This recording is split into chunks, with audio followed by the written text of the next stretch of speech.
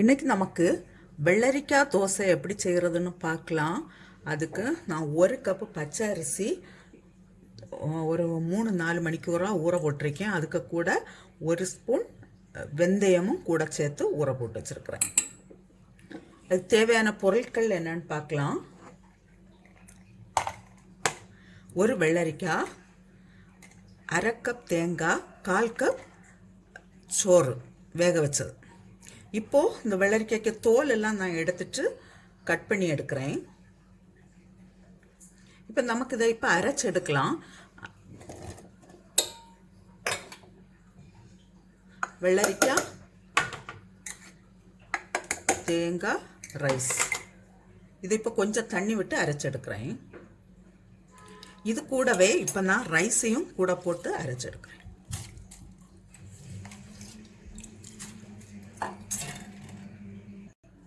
இதுக்கு தேவையான அளவு சால்ட்.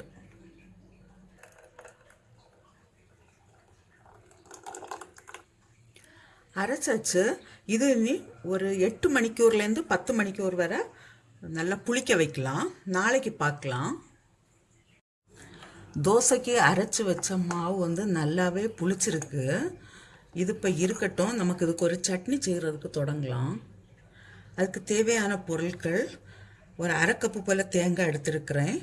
கொஞ்சம் ஜீரகம் 1/2 ஸ்பூன் சில்லி பவுடர், 3 பல் பூண்டு, ஒரு சின்ன பீஸு புளி, பொட்டுக்கடலை 2 ஸ்பூன், ஒரு சின்ன பீஸ் இஞ்சி, ஒரு பச்சை மிளகாய், கருவேப்பிலை. இதை இப்போ மிக்சியில் அரைச்செடுக்கிறேன். கொஞ்சம் தண்ணி விட்டு அரைச்செடுக்கிறேன். இப்போ இதுக்கு தேவையான அளவு சால்ட். இனி இந்த சட்னிக்கு ஒரு தாளிப்பு கொடுக்கலாம்.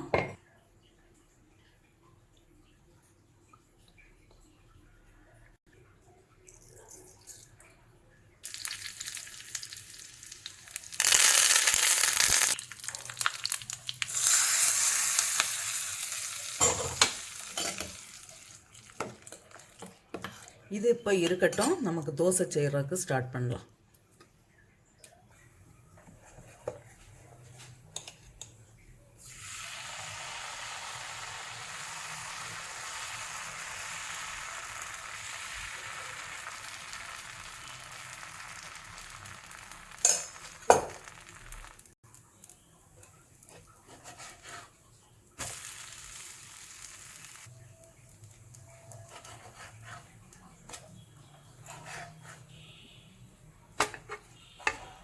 இதே போல் மீதி தோசையும் செய்தெடுக்கிறேன்.